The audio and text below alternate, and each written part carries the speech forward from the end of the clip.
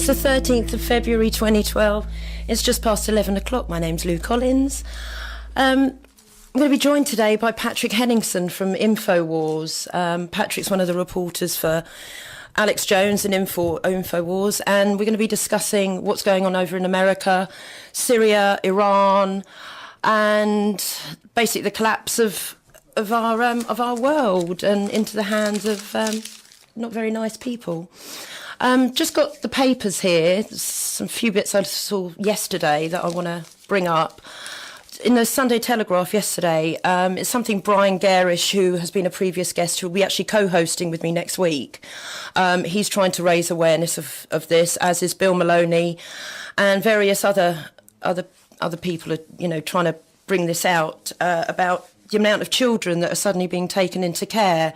Yesterday in the Telegraph, a report done by Christopher Booker says a mother visiting the UK loses 3 girls to social workers. Now, it's very brave of Mr Booker to be reporting this, because we're not hearing any of this in the mainstream media. And I'll read you just the opening paragraph. The media, it seems, are finally waking up to the enormous increase in the number of children being taken into care in this country. It was reported last week that care applications in England are likely this year to hit an all-time record of 10,000 in just 4 years. The rate at which children are being removed from their parents has far more than doubled, from 380 in January of 2008 to last month's 903. The impressions we are given is that since the torture of baby P in 2007, our social workers and courts have become much more vigilant in wishing to avert any repetition of that scandal. But this is not exactly confirmed by the fact that the percentage of children being removed for physical abuse has actually fallen from 12.5% to 10%. The proportion those that are being removed at the moment are for neglect, and this has remained the same at 44%, while that those seized for emotional abuse, or just the risk of emotional abuse, has risen from 25 to 28%. So it does seem, this is what Brian Garish is going around the country and the UK column are doing, are trying to make people aware of how many children are being taken off their parents unlawfully into closed family courts. And it's really worrying, especially as a mum. My kids are really happy, but to hear these stories and imagining what mums and parents are going through, where they're having their kids taken off them with, and they're not seeing them for ages, it's really, really frightening. Moving on, Rothschilds set to stay in Bumi board. This again is also from the Telegraph.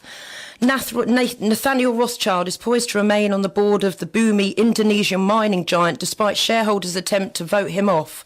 Mr Rothschild's, a scion for the European banking dynasty, is understood to close to an argument with the Indonesian Bakri Group and Samintan, which could also see him step down as chairman and become a non-executive director. It just goes to show every week, especially when we've been talking with Ian Crane about the wars, about everything that's going on, and the bankers, all roads always end up back to the same people: the Rothschilds, the Rockefellers, the Morgan Stanleys, and here it is in the news. They're just in everywhere. So that's Indonesia. Another bit more on the state and children, this time from the Daily Mail. How does the state get away with grooming 13-year-old girls for illegal underage sex? Again, I'll just read a brief bit, because it's quite a long article. As the age of sexual consent is 16, what are the state employees doing fitting contraceptive implants into 13-year-old girls? This is obviously the Gardasil vaccine. Over in America, there's forced inoculations without even parents being aware that their children are having these inoculations at school. Again, in America, parents that don't want to involve their children in the vaccine programme are having the children's services turn up at their door and having their kids taken away. So many reports about this Gardasil vaccine being dangerous, but as the Mail are reporting on a different start, not so much on the damage it can cause the girls, it's what's it saying to the paedophiles and the rapists, etc. of this world, that we're doing this to 13-year-old children. It's this is another thing, especially with a little girl of coming up to 11. It's frightening. It really, really is. Then moving again, the Mail. The Tories had their black and white ball over the weekend. 55,000 shooting trip was up for grabs. Mr. Cameron was there, so it's good to see that these people have all got enough money to bid 55 grand for a shooting trip, while here we are around Devon, in some parts of Devon, having food parcels handed out by the Salvation Army. For 55 grand, you can have a dinner with Boris Johnson. A day's shooting for 8 guns in Oxfordshire with lunch, again 55 grand. And there's a Baroness Thatcher bronze statue up for grabs for 120 grand. So if you've got that laying around and you don't know what to do with 120 grand, you can have a little monument of Margaret Thatcher in your garden for 120 grand. So, yeah, enough said about that. I think everyone will probably be in the same view as me. And one last thing, which is, I'm not going to go through it, but it's maybe worth having a little look at, from yesterday's Telegraph. The plot to create Britain a British super race. In 1940, Yale University gave 125 children from Oxford academics refuge from the Nazis.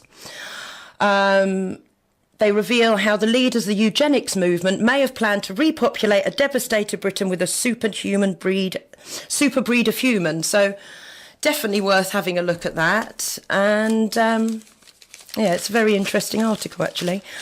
So I'm going to play another song. I'm going to get Patrick Henningsen on the phone. We're going to talk, as I said, a little bit about Syria, what is going on with America, the border patrols, the forced vaccines, the downright tyranny that's going on over there. Obviously, over here, we don't hear any of it, about how serious things have got. So Patrick's going to sort of enlighten us a little bit about what's going on. OK, I've got Patrick Henningsen on the phone. Good morning, Patrick. Hi, good morning, Lou. How are you?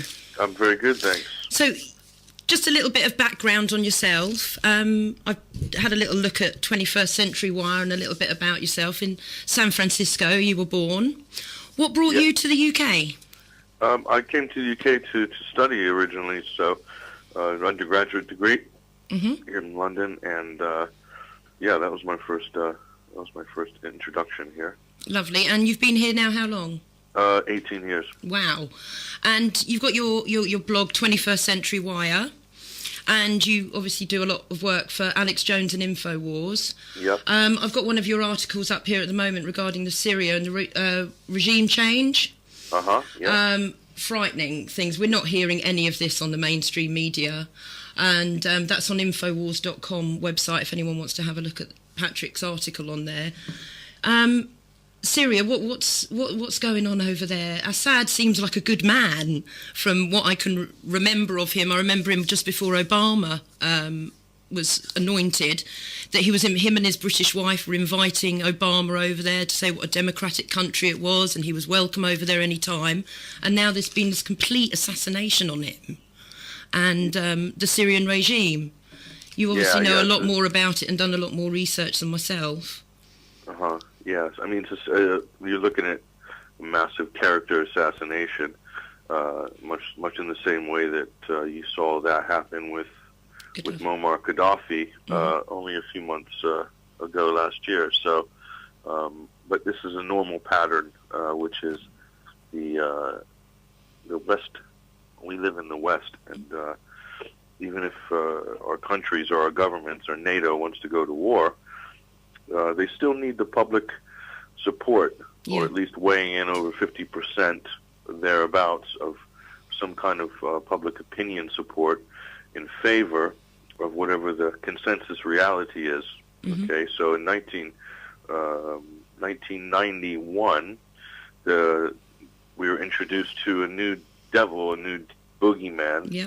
His name was Saddam Hussein, and what we needed in the West was the consensus reality needed to basically be in favor that most people, if you ask them who Saddam Hussein was, the answer would have to be tyrant, dictator, new Hitler, and so forth.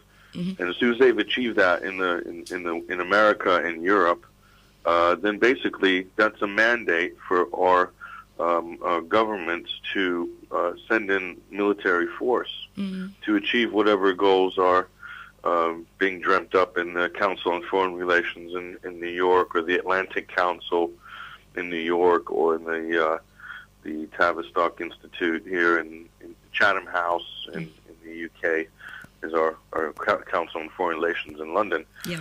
So they still need public opinion, no matter, even in 2012, if you want to go to war, you need to have the people behind you, okay? And so now we've seen the same thing many times happen now. Gaddafi is a tyrant. Yeah, but he's a tyrant. And I would always have this debate with people during the last year when Libya was slowly being taken down by NATO. Have this debate with people that look, Libya is running a stable country. Socialized benefits are excellent in Libya. The country has no debt, etc. And all I'd get back was, but he's a tyrant, and people would just look at you, kind of angry that you're bringing this conversation up. I mean, there was never any report in the mainstream about him. Everybody, I think, has a home. Everyone's entitled to a home over in Libya. The gold and the wealth of Libya was distributed, between the people over there. But none of that was ever reported. Nothing was ever reported on that spring that he was doing over in the desert over there, which could have cured the water shortage for that part of Africa for God knows how many years. None of it was ever reported. And now we're seeing again the same thing, Syria, Iran. We had Dr. David Halpin on recently. He was at the High Court with regards to the death of Dr. David Kelly. Yeah. When Dr. David Kelly went out and said there weren't weapons of mass destruction over there, then he suddenly found committed suicide, no inquest. And it's literally, it's the same paperwork now happening in Iran. They've got these nuclear weapons. They're gonna create this. Even the fact that Iran has never even started any trouble with any country, we are now being lulled into this false sense of security that Iran is this terrible, terrible regime that are going to create more and more terrorists. Yeah. It's really frightening. Last night I was listening to Alex, and he had Rosa, I can't pronounce her surname, Rosa Quare, is it? Behind the Green Mask and Agenda 21. Yeah. Maybe you can, tell us a little bit about Agenda 21 and, how far ahead it's got over there in the US. Sure. Yeah, Agenda 21 is linked with, this is a UN program, and one of these brilliant scientific social engineering scientific dictatorship sort of protocols that existed in the bowels of the UN and was spewed out onto the world in the 1970s and 80s, and then kind of reached its real juggernaut position in moving forward with the Kyoto and the Rio summits and with climate change. Yep. That's climate change, which was the vehicle, which was created through the Club of Rome, which is an elite organization, like similar to the Bilderberg Group, but is seen as a think tank. Yep. You have the Club of Rome, you have the Club of Budapest is another one, and they were doing the World Shift 2012 movement, which if you see in Glastonbury, or you see their events all over the place. It all seems like all very nice stuff on the surface. Yep. But if you dig a little bit deeper into it and you start reading exactly what it's about, the UN has an agenda, Agenda 21, the agenda for the 21st century, is about a centralized, a controlled, rationed economy, a world government, and then ultimately population reduction. Yeah. So to the elite, the ideal carrying capacity for this planet, you're looking at 500 million people. Yeah. That was something the Georgia Guidestones that suddenly appeared. That was that's one of the things on there, isn't it? So they the Bill Gates of the world, and they want to get rid of the other 5.5 billion, but obviously through sterilization programs and so forth. Yeah. But but none of the elites will volunteer to have their kids sterilized. That's the problem with. But these are the things that these people sit around and talk about, and it might come as a shock to you and I. because the conversations we would have around a dinner table or a coffee would be very different than what some of the really rich and powerful people who really do believe that they're in a caste, a higher caste, which is the ruling caste. And once once you're living the life of a 21st century god, Yeah. in other words, you live in a hermetically sealed environment from the time you wake up to the time you go to bed, and emotionally sealed, financially sealed, and you don't have the things to worry about or think about. So you have time to pontificate about some of these great higher ideals, like, say, terraforming the planet. There's another Bill Gates pet project, which is creating all these wild and wacky Victorian engineering programs in order to change the atmosphere of the Earth. Yep. Because apparently we're in danger of global warming, and we're all meant to die at some point. No one knows when, according to Al Gore or Bill Gates. So Bill Gates has taken upon himself to fix that problem, or to spend billions of dollars to try to alter the Earth's atmosphere or the Earth's climate, because that's what the elite, some of them, think that we need. So I find it quite amazing, but also quite frightening, in a kind of Dr. No sort of way. Yeah. They really do believe that this is like a viable option, Yeah. Over things, again, aren't being reported over here on how bad America has got. I mean, we're not hearing too much about the TSA. We're not hearing much that the FEMA camps are starting to, FEMA are starting to look for staff to facilitate their camps. We're not hearing anything about the border controls. We're not hearing anything about the forced inoculations going on, kids being taken away from their parents. Yeah. I mean, can you're American, you're in touch with Alex Jones, you're right in there. Could you just maybe let the listeners and the people over here who don't know how bad it's got, just give a brief summary of how bad things have got over in the US with regards to sort of borders? Say, let's start with border patrols. Okay. I mean, look, America has the same kind of social and economic issues and political issues as any other country. Mm-hmm. The difference being, of course, if you want to compare America to a European country, is that by its sheer weight, size, and the scale of all these problems in America, they are amplified to a slightly heavier degree in terms of the size of the country. Take, you mentioned children being taken away from their parents by the Child Support Agency. And a report just came out here in England, the exact same thing. Local councils are now referring children into care in record numbers. Yeah. This is in the UK. So there's a similarity there. The TSA is something that sprung out of the Homeland Security, and this is another layer of extra security or screening for passengers on airplanes, which they had security before, but this is now the federal government coming in, whereas this used to be taken care of by each airport and the police department. Okay, so what you have in this situation is the Homeland Security Department, which is now the largest, most funded department in the U.S. federal government, but it only existed after 9/11. That's, yeah. After 2001. Yeah. So now here's Homeland Security, and then Homeland Security grew a horn on the top of its beastly head, and that's called the TSA. Yeah.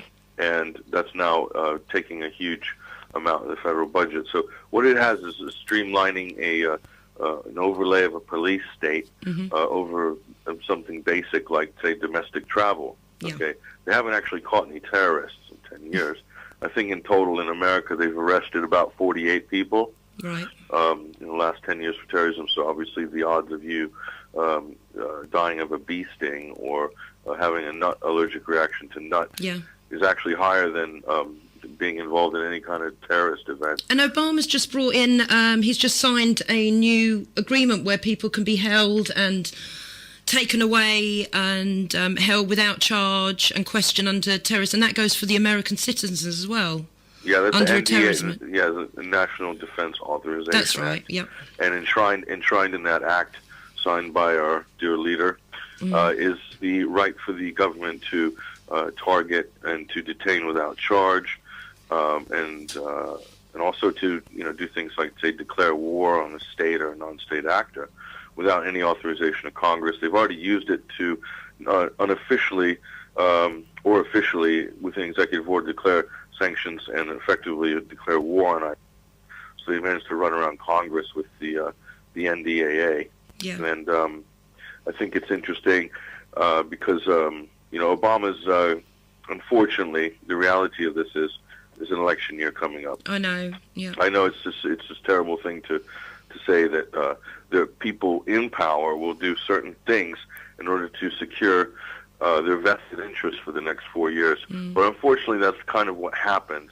And in this country, not as big of a reaction to the war drums as in America. But what you have to understand with regards to the American psyche and the idea of Americans belonging to a winning team or a losing team, they will tend to rally and throw their support behind their team when the game is gone into sort of a hot overtime or something. Yeah. They'll really get into it like you will in football supporters in England. So Obama is coming into re-election.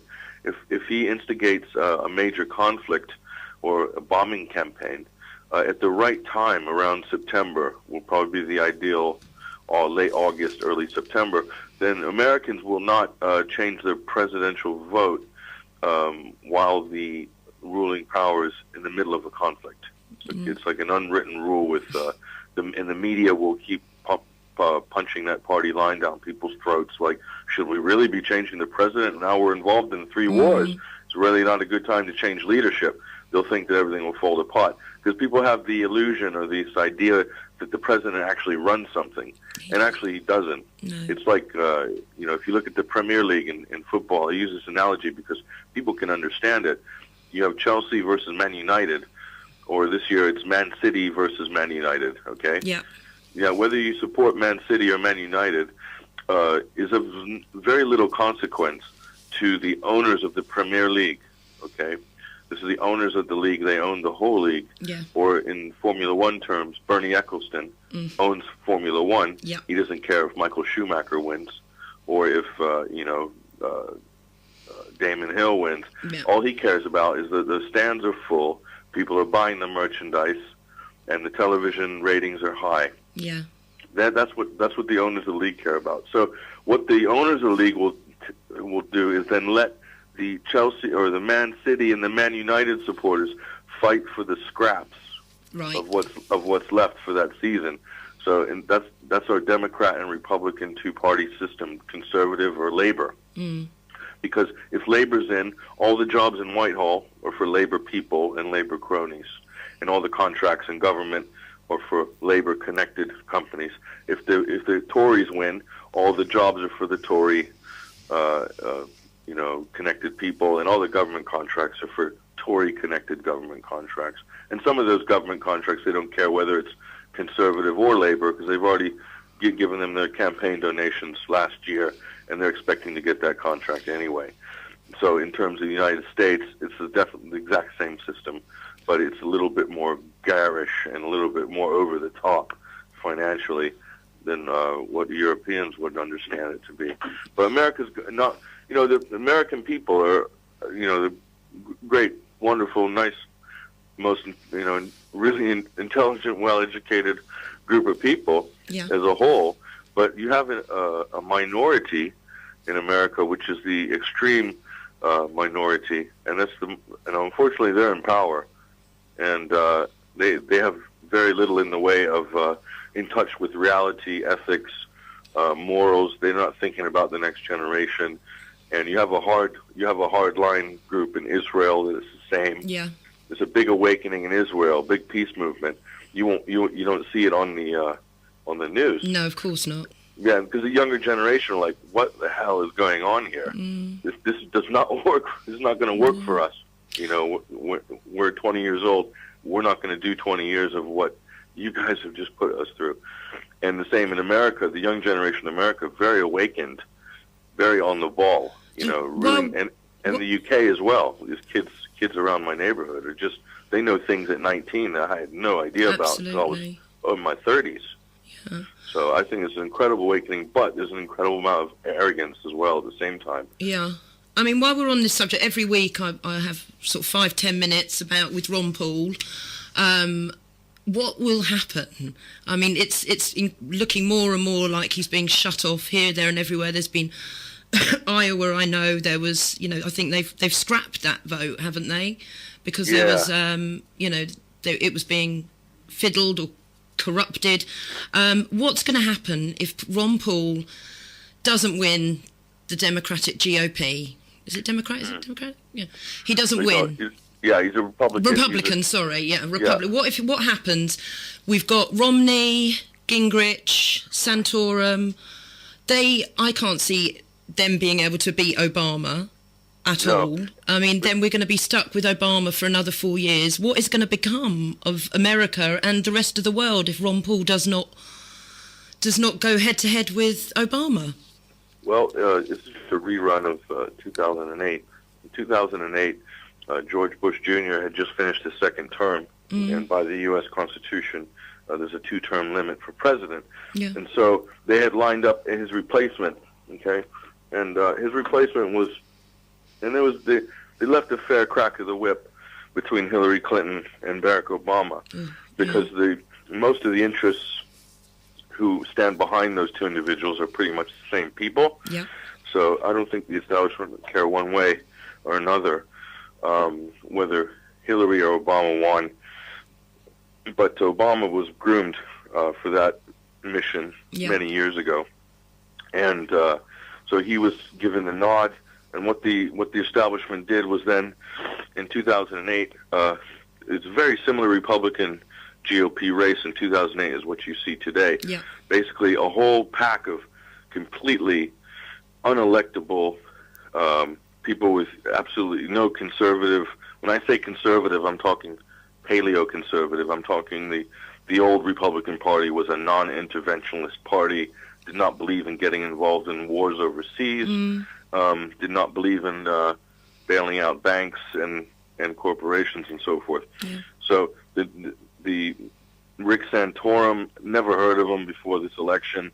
I can't tell what he is, or I don't think they really stand for anything. Mitt Romney is just like a kind of a political robot who's come straight out of Wall Street. Yeah. He's a corporate raider, inspired by the likes of James Goldsmith and the Tiny Rollins of the world, a real financier, asset stripping guy. And then you have Newt Gingrich, whose basically political career was in the rubbish tip back in 1995. Yeah. Okay, and they've resurrected him out of the the bowels and the basement of the American Republican Party, and somehow pumped him back up to life and stuck him out on the field. And what they've done is the same thing they did with John McCain. That's right. And Mike Huckabee and all these guys in 2008.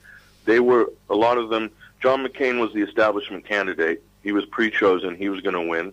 But Ron Paul, they needed to run a bunch of horses next to Ron Paul to make sure that they could take enough votes and enough media time away from him. Yeah. Because he has a genuine grassroots movement, the likes America has not seen since the Kennedys. It's what we need. I mean, we don't need. Unbelievable. You go to America. When I was in America during the election in 2008, I drove around most of the west part of the country. Every single town I went into, every airport I flew into, it's just Ron Paul, bumper stickers, Ron Paul, people with signs in their yard, Ron Paul, everywhere. Yeah. California, Arizona, Montana, Nebraska, Kansas City. This is Ron Paul. I didn't see anything from Mike Huckabee or any John McCain. Forget it. Yeah. I mean, so he has an automatic appeal to young people, especially in America, and older people, because he's got kind of very consistent fundamental views about law and order. His message has always been the same as well.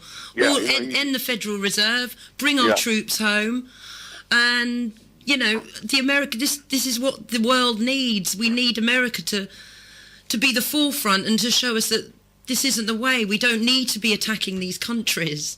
Yeah. And it's really, well, for me, I mean, I'm in awe of Ron Paul. I really am, and I just don't know what will happen if he doesn't get in. I mean, it's just going to get worse. Yeah, I don't get involved in politics at all, and backing candidates. But I take exception with Ron Paul. He's the only political candidate that I feel confident to throw my endorsement behind on almost every front, because you know, he's actually got a brain. You know, he can sit there and discuss you know, economics and monetary policy and legislation and foreign policy and legal tort law and so forth for hours. Yeah. And you know, none of these other guys can do that. They don't even know you know, what's going on in the world outside of what they've been briefed 5 minutes before they've gone on stage.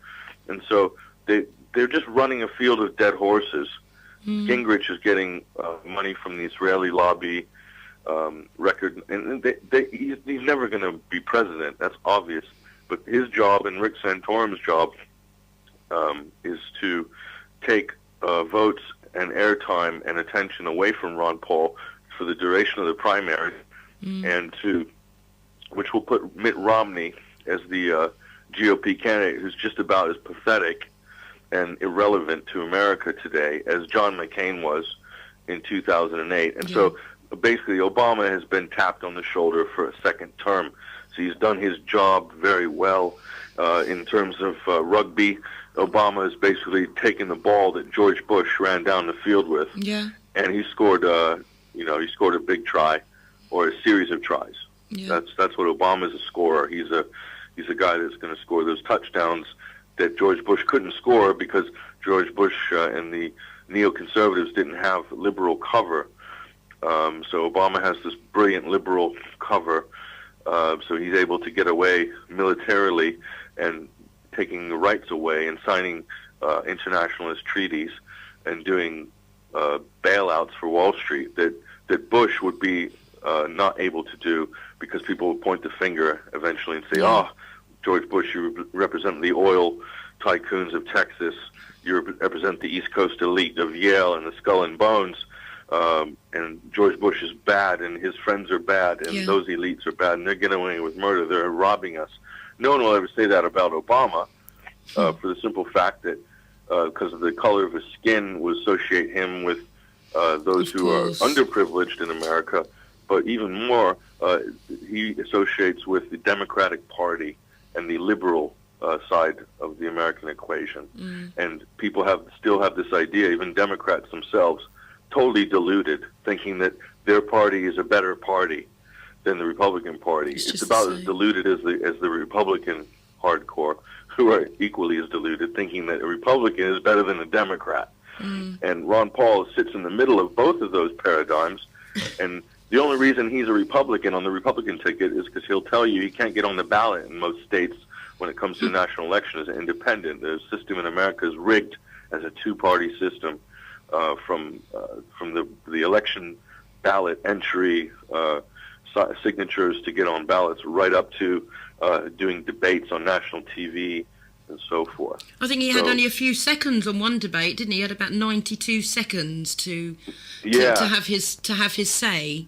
where the others were given like an hour or whatever, and Ron Paul gets about 92 seconds, wasn't it? I think. Yeah, I read the news, every day with Infowars and put the piece of the news together for the site. Yeah. And it's amazing. And even in this country, The Guardian and The Independent, as guilty as any American newspaper, they'll make a story about the GOP election. They'll just leave Ron Paul out. Totally, yeah. I've noticed that myself. It's unbelievable. And I'm thinking to myself, and so you can't tell me, having been on the ground and seeing the size of the Ron Paul revolution in America. Well, all the troops. He's got the most backing of all the troops, hasn't he? He's got the most backing than any candidate's ever had. He's got more campaign donations from active duty military service people, men and women, than the other candidates combined. So that shows you that even the people who are serving in the military will get behind Ron Paul's anti-foreign intervention and interventionist, foreign policy. Yeah. Okay, so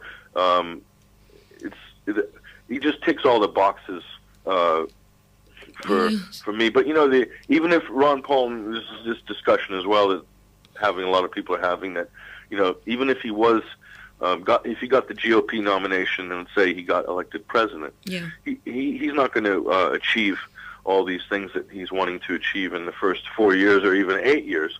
The American president doesn't have that kind of power within the system, okay, unless he's a dictator, okay? Now, what Ron Paul will achieve, the American president has one power and one ability, which is his greatest ability, which hasn't actually been exercised by the last 6 presidents, is the ability to change the national mentality, or the ability to inject ideas that will change the way that people look at their own country or that look at themselves, and will order their values according to a certain way. The last president to do that was John F. Kennedy. Yeah, and look what happened. His power to influence and to put a seed into people's minds about what it is to be an American, what America's about, and what the future of America might look like. This is what Ron Paul, that is his biggest, that'll be his biggest tool in his political tool chest, will be that. Now, the American president can't 100% dictate foreign policy. He's up against some serious factions in terms of if he wants to cut the military budget down. That's right. He's going to catch a lot of blowback from that. He could end up with a bullet in his head. But the thing is, being afraid of being assassinated. I'm sure Obama's been sat down in his first couple days and been told, right, you're going to do this, this, this, and this, and if you don't like it, you have any questions? And I'm sure Clinton and I'm sure Bush, and they all had the same, speech when they got into the Oval Office. And so, but you know what? If you really, I think that's why we have a different breed of political leader now, and this is one of the problems with the world today, is that we have a breed of CEOs. They're not political leaders. They're like heads of corporations. That's right. And they're just yes men. Okay, Bill Clinton was a yes man. George Bush was a yes man. Yeah. Barack Obama is a yes man. Yeah. And they're like used car salesmen. They get on TV to sell the latest abomination of legislation or the latest war. The kind of a used car salesman can sell a pile of junk to somebody who doesn't want it. A really good car salesman. I mean, at least a used car salesman can speak without the assistance of an auto cue, which unfortunately your president, the American president, can't do. Yeah, no, I know. Obama goes into paralytic shock if the auto cue stops working or something. But that's what we've got. We don't have we don't have philosopher kings anymore. And the world really needs philosopher kings, or it needs philosophers and great minds at the head of state. And what we have is the absolute opposite. We have the shallowest people in the highest levels of decision making. The people with the lowest amount of skills, the lowest amount of experience. Obama, Bush, these two guys, Clinton, they never worked an honest job in their life. No. Being a lawyer doesn't count, okay? Or having a law degree or teaching law. Apparently Obama was a constitutional lawyer. I find that hard to believe. Yeah. But they couldn't run a kebab shop. Or an ice cream van. They have no idea what it means to have to depend on holding your job down in order to keep your house going or to keep your family going. And this is what most of us, our reality that we live in is that. That's right. The political bureaucratic class have no idea. They've always fed off the state or state-related, initiatives, or working for NGOs, feeding off the UN to make their living. They don't have to produce anything, and to be paid to produce something, and that's the pressure that you and I live in. This is the world that your listeners live in. Is the reality. That's right. Of the fact that things are tight. They've been tight for a long time, and they're going to be even tighter in the future. But there's no reason for it to be. If we hadn't have bailed out the banks, we hadn't gone into these more illegal wars, we wouldn't be in this state. Yeah, the system's gamed, completely gamed, and the system is eating itself. Mm. So the corporate mega monsters are now eating themselves. They're digesting their own customer base, and soon there'll be nothing left. And all they do when the corporations are done feeding on what's local, it just packs up and it moves to it relocates itself. Yeah.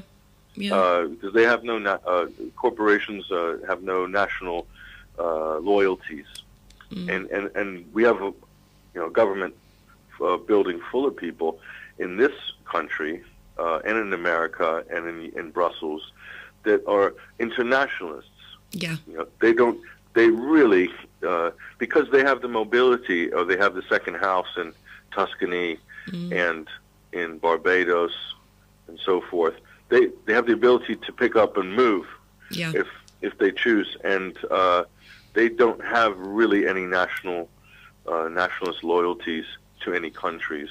Yeah. They might say they do, but at the end of the day, if the hits the fan, and they're able to jump on a private jet to go down to Costa Rica, they're going. Exactly. And we're not. We're going to have to deal with whatever the mess is that they've left behind for us. Yeah. But they're the internationalists. And they are the bureaucratic office managers for the Anglo-American Empire, where Britain is the brains and America is the muscle. Yeah. And then the financial system that is the Anglo-American Empire, and the Corporation of London and the international corporations and that system, and the dollar-denominated commodities exchanges, and this is what runs the Anglo-American Empire. A lot of people think Britain makes it look like they're trying to rein America's power in, or they're a minor player. The elite in this country give the orders to Washington as to what the agenda is going to be, and they execute it and carry it out because they're meant to be seen to be ruling the world. Yeah. When in fact the real rulers are actually in this country and in Holland. The same players, the corporations, and the same names. Yeah, it all ends up back to the same names, doesn't it? Yeah. All the money ends up in London or New York. Yeah. Yeah. Two places. So Wall Street banks, most of them are European by ownership. They originate. They're not American. So all the money ends up, the profits will end up in Europe. Most people think that America is the number one economy in the world. It's the financial powerhouse of the world, and that's not altogether true. Okay. The America is actually not the number one economy in the world. If you look at the amount of debt America has, the government debt alone, or the personal debt, and you add all that up, America is actually, in terms of real wealth, is really low. Yeah. While we're just talking about the money, because we haven't got long, the Federal Reserve, I believe the contract runs out at midnight on the 21st of December 2012. Is there much talk? What's going to happen after? Will the contract just be renewed? What's going to happen? I don't know. That'd be interesting to see if they would actually, if there's any kind of a lease agreement or anything with regards to the Federal Reserve's mandate. Their charter from the government you're probably referring to. Yeah. That runs out in December 2012. You know what? It'll probably pass without anybody knowing, to be quite honest. No. Or it'll be re-signed behind closed doors.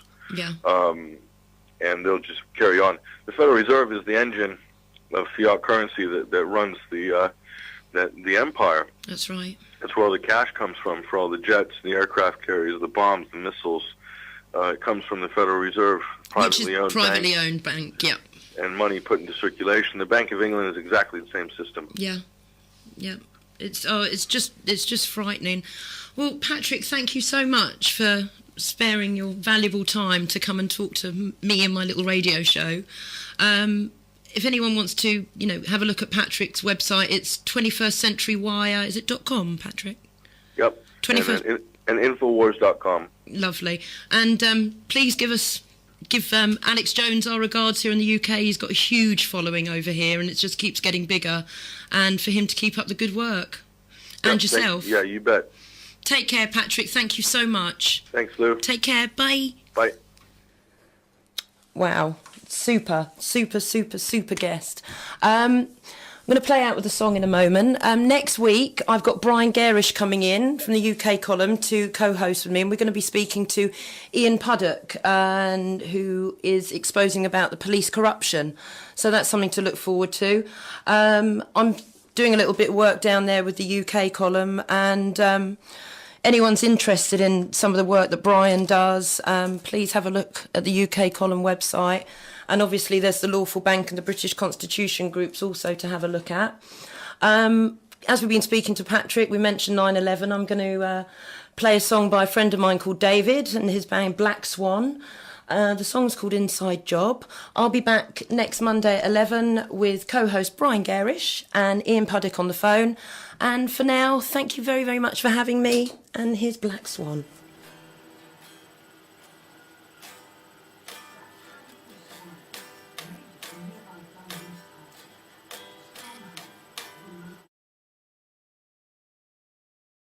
I remember getting a call from the fire department commander telling me that they were not sure they were going to be able to contain the fire. I said, we've had such terrible loss of life. Maybe the smartest thing to do is pull it. And they made that decision to pull, and then we watched the building collapse.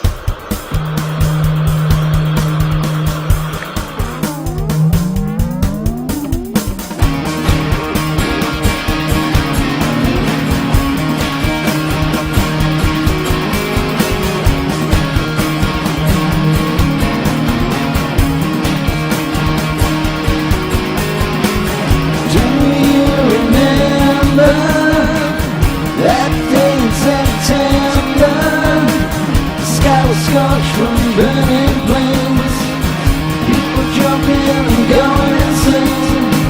I got a call to look out my window. I looked up, saw a hole in the sky. The streets are filled with people crying. They all knew the world had died. Oh, what can we do? Oh, who can we blame? I looked at the news and saw through the lies. It was an inside job, a false flag affair. Now everyone knows, they just don't seem to care. It was an inside job, a false flag affair. Now everyone knows, they just don't seem to care.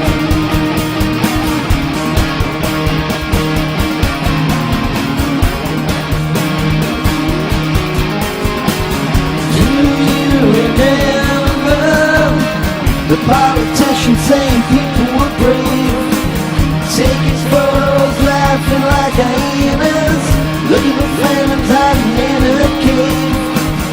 Do you remember when they started their bombing campaigns, killing children, mothers and their fathers, building pyramids on everyone's graves? Oh, what can we do? Oh, who can we blame?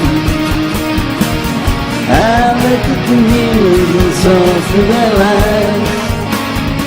It was an inside job, a false flag affair.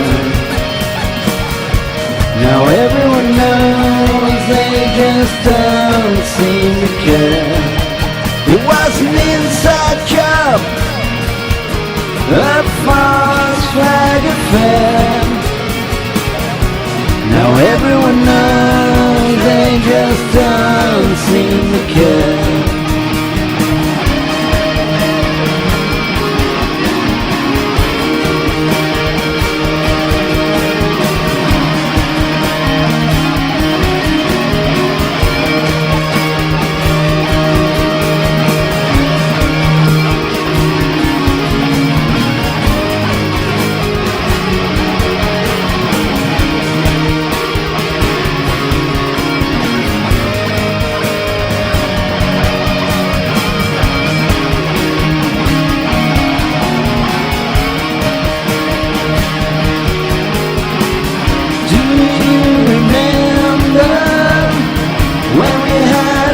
revolution.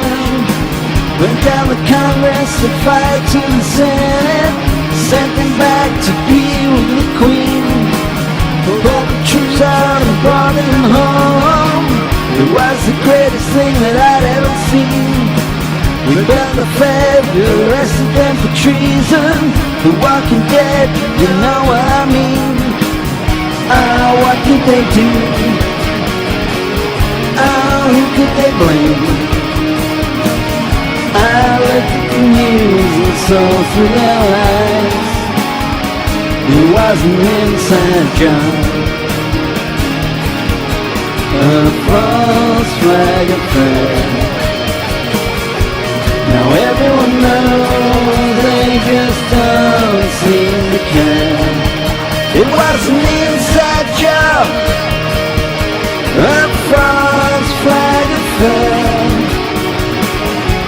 Now everyone knows, they just don't seem to care.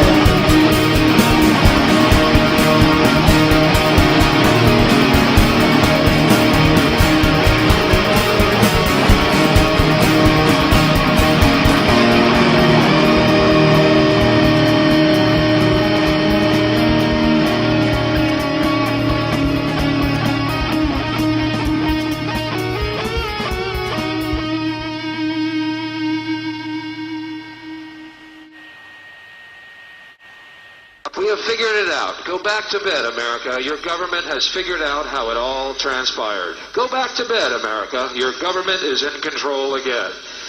Here's American Gladiators. Watch this. Shut up. Go back to bed, America. Here's American Gladiators. Here is 56 channels of it. Watch these pituitary retards bang their fucking skulls together and congratulate you on living in the land of freedom. Here you go, America. You are free to do as we tell you. You are free to do as we tell you.